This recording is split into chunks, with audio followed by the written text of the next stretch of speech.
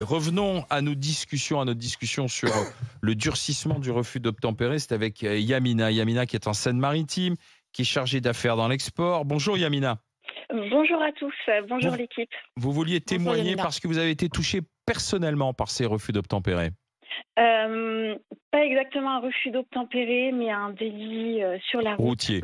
Mhm. Absolument. Donc mon frère gendarme, excusez-moi, je suis émue, est décédé le 25 avril dernier, donc sur la RN 13, au niveau de Bayeux. Et donc là, dans le cas d'hier, qui a évidemment le 26 et mon frère le 25, donc qui a évidemment ravivé la douleur. Qu'est-ce qui Là, s'est je passé me avec dis, votre frère? alors mon frère, en fait, avec son binôme motard, essayait de poursuivre quelqu'un qui roulait en excès de vitesse. L'enquête est en cours, donc je n'ai pas plus d'informations. Je préfère ne rien dire que de dire de mauvaises Ouais. informations. Il est Euh, mort, il est tombé de il est moto? décédé. Décédé. Il s'est encastré dans une voiture, il a Ah été oui. éjecté à 70 mètres et Ah la il est vache. décédé sur le coup. Il avait quel âge? 51 ans. Oui, Donc en fait, quasiment l'âge du gendarme de Mougins. absolument. Donc le parallèle est Hmm. assez fort du point de vue famille. Et si je souhaitais vous appeler aujourd'hui, c'est dans le sens où là, dans le cas de mon frère, je ne sais pas, que le chauffeur ne sera peut-être jamais retrouvé vu qu'il n'y a pas de caméra et que j'imagine que s'il avait dû être retrouvé, il aurait été retrouvé quasiment aussitôt. Là, je me dis dans un cas quasiment parallèle. Désolée, j'ai la voix qui tremble parce Non, que mais je je suis vous en prie, vraiment je très comprends. On émue. comprend, bien Je vous sûr. remercie de votre témoignage et d'avoir su trouver le courage de venir parler comme ça, Yamina. Merci infiniment.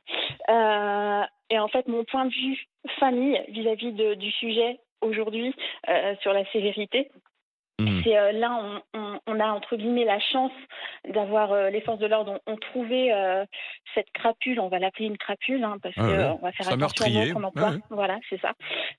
Et donc il est inaudible pour une famille d'entendre des peines qui sont beaucoup trop légères. Où aujourd'hui on se dit qu'il est plus facile, si on veut tuer quelqu'un, de le tuer sur la route que de commettre un crime. C'est Bon, le vrai. parallèle est vraiment bizarre, mais quand on entend des peines où la personne risque tant d'années de prison, mais la réalité c'est voilà, du sursis, du machin, enfin, Ça ou sera des d'ailleurs peines très intéressant légères. de suivre le procès et la fin de cette histoire, de voir effectivement combien il va prendre de prison suite Absolument, à ce qui s'est passé. Oui. Ouais, surtout que exactement, ce qu'on disait tout à l'heure, Yamina, et qui nous interpelle, c'est le profil exactement. de l'homme. Donc en fait, Connu comment? pour être un délinquant de la route, ce sont les termes du ministre de l'Intérieur lui-même. Hein. Mm. C'est ça. Et lorsque j'ai entendu le profil de cette crapule, évidemment, en tant que famille, dans un cas un peu similaire, je me dis peut-être que la personne à cause de laquelle mon frère est décédé avait ce même type de profil, mais on ne l'a pas trouvé. Donc je me dis là, on a un tableau L'enquête n'est d'honneur pas, sur. l'enquête est pas terminée, je pense qu'on va le trouver. Vous Non, savez, il y aura une J'espère. détermination, je pense, en plus des mais forces de l'ordre à lui mettre la main Yamina, dessus. votre frère était bien le gendarme Alec Belaïd, c'est ça? C'est ça. Ouais. Ouais. Donc Il avait eu un hommage national en présence du absolument. ministre de l'Intérieur, Gérald Darmanin, qui lui avait rendu un vibrant hommage d'ailleurs en saluant sa carrière et ses états de service C'est et ce ça. qu'il avait fait. Ouais. Exactement, ça a été très très touchant et une reconnaissance de l'État, mais ça ne nous le rendra pas. Mais en effet, comme mon frère était vraiment dévoué corps et âme, comme tous ses camarades en fait. Je tiens d'ailleurs à saluer tous ses camarades de la gendarmerie, particulièrement la brigade de Saint-Loueur. Là, c'est le revers du décor que l'on ne voit pas. On entend Mm. les actualités avec les décès, mais il y a un enveloppement de la famille avec un enveloppement de bienveillance. Euh, ma belle-sœur et ma nièce ont été particulièrement entourées, enveloppées. La gendarmerie ne les laisse pas tomber. Et donc, je tiens vraiment à saluer le travail de la gendarmerie Mm. sur l'enveloppement de la famille, sur l'après, parce qu'il y a également l'après pour les familles.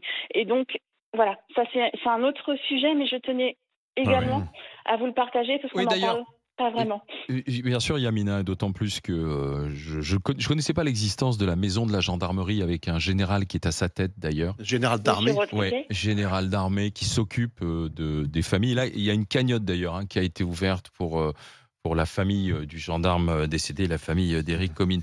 Yamina, je vous remercie d'avoir été avec nous. Merci beaucoup. Infiniment à tous et je suis une fidèle téléspectatrice et auditrice. Donc voilà, ne changez pas et continuez de répondre sans langue de bois. C'est bouleversant ce que vous avez dit ce matin.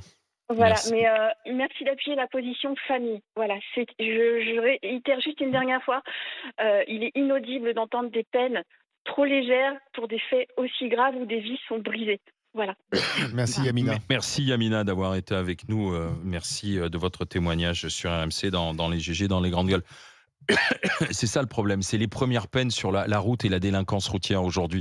C'est là où peut-être il faut agir de manière plus ferme, Joël. Il y a un problème qui est assez important quand Yamina dit d'entendre les peines qui sont trop légères. Enfin, je ne sais pas pour vous, mais vous entendez souvent les peines. Moi, je trouve que le vrai problème dans ça, c'est pas tant de durcir c'est pas tant de durcir la réglementation et les lois, c'est qu'on soit au courant des peines. Et pour ça, il faut une justice plus rapide. Lorsqu'on extrait quelqu'un de la société pour trouble à l'ordre public, parce que ce monsieur, il va être en détention provisoire pour trouble à l'ordre public, il n'est pas encore condamné. Je trouve que lorsque l'État ne fait rien, en tout cas, je sais que le ministre a mis des moyens, mais lorsqu'on a autant de distance entre les faits et le jugement, moi je trouve que c'est un trouble à l'ordre public. Je trouve que le fait qu'on ne soit pas au courant, on a oublié en fait, on égrène les refus d'obtempérer. Dans certains pays, ça va beaucoup plus vite. On faisait la comparaison avec d'autres pays qui sont comparables, où ça va. Pour dissuader, tu as besoin d'entendre d'ici, je sais pas, 4 mois, 5 mois, que ce monsieur a été condamné à temps. C'est frais dans nos esprits, on comprend que la loi a changé, on comprend que c'est plus dur, et peut-être qu'on a des chances que ça agisse sur d'autres profils similaires. Et est-ce que, pour reprendre la situation en main, parce que là on est dans une situation totalement hors de contrôle, est-ce qu'il ne faut pas supprimer le deuxième degré de juridiction, c'est-à-dire un seul degré de juridiction et l'annonce de la peine dans quelques semaines, quelques mois maximum? La justice, elle est malade. Enfin, tu peux penser, mais la réalité, elle est qu'à un moment donné, ça manque de personnes. Et que là, on a embauché quand même. On a embauché. Il faut aussi que les juges travaillent. Charles Consigny, notre avocat, il dit aussi qu'il y a des juges qui travaillent beaucoup, d'autres peut-être un peu moins. Il faut peut-être aussi prioriser les affaires. Moi, je suis désolé, mais maintenant, on est dans un monde très judiciarisé. C'est-à-dire que tout passe par la justice. Je suis pas sûr qu'on doit tout faire passer par la justice. Il y a beaucoup de contentieux qui pourraient se régler autrement et prioriser. C'est-à-dire ça, c'est prioritaire. Et puis en revanche, des conflits ou, par exemple, les procès pour diffamation, etc., qui fleurissent et qui en général n'aboutissent à rien, mais qui quand même prennent beaucoup de temps à la justice. Enfin, moi, je pense qu'il faut à un moment donné redéfinir les missions prioritaires de la justice. Ouais, en attendant, tu as Darmanin qui sera au-dessus du cercueil du gendarme, tu auras peut-être Dupond-Moretti pas loin, et ils font quoi? Là, c'est vrai qu'ils sont démissionnaires. Ça fait 40 ans qu'on les voit tous. Dupond-Moretti, il a embauché des gens. Il a essayé il a plus embauché que les prédécesseurs. Oui, bien sûr. Et ça, on voit bien la différence aujourd'hui. La plupart des tribunaux, mais certains tribunaux, moi je pense à Bobigny où je vais de temps en temps, ils sont archi comblés. Mais ils sont comblés aussi par des affaires qui peut-être pourraient se traiter différemment. Et par un encombrement de systèmes de défense, d'appel, de cours de cassation. À un moment donné, il faut maintenant que ça soit simple et direct. Alors, il y aura quelques erreurs à la marge, mais l'essentiel... Non, mais attends, il faut pas... il faut qu'on garde... Ça n'avance pas, tout est bouché. Mais pourquoi s'ennuie-t-on avec la justice? Mais oui, il faut mettre les moyens pour garder justement une justice de qualité. Un ferry pour Cayenne et tu as réglé le problème, en fait. Emmanuel, je comprends bien, Emmanuel, la notion d'Emmanuel. Oui, enfin, si on avait abattu ce criminel, on n'en serait pas là ce matin. Non, mais on va pas non... Quand tu vois les images... La peine de mort a été abolie en France. C'est sur une fraction de seconde. C'est-à-dire que le gendarme n'a même pas eu le temps de se sentir. Oui, mais l'antériorité, si on défense, savait, si ces gens-là savaient qu'avec un tel comportement, ils sont abattus, croyez bien qu'ils ne sont pas plus cons que les autres, ils ne le feraient pas. Il y en a qui le sont, parce que, ils ne le feraient pas. Il y en a certains qui le sont, et des fois, malheureusement, à mauvaise escient. Mais enfin, il y en a certains qui le sont. Il y en a eu à Nantes, il y en a partout. Enfin, malheureusement. Oui, mais parce que c'est rentré, il est rentré dans les têtes qu'on peut faire ça, qu'on ne se fera pas abattre. Il y a le code pénal, le gendarme. Faites ça en Amérique, faites ça à New York. Faites de l'humour avec un policier new-yorkais. Vous allez voir, ça on va a bien vu l'autre fois. Ça veut pas dire qu'ils ont moins de délinquance. Ils tirent dessus parce que la meuf est en train de fermer sa casserole. Naturellement, ça c'est autre chose. Non, mais tu vois bien aussi qu'à un moment donné, moi, je suis bien content de vivre en France quand je vois la justice et la justice expéditive de certains policiers dans d'autres pays et pas des pays sous-développés.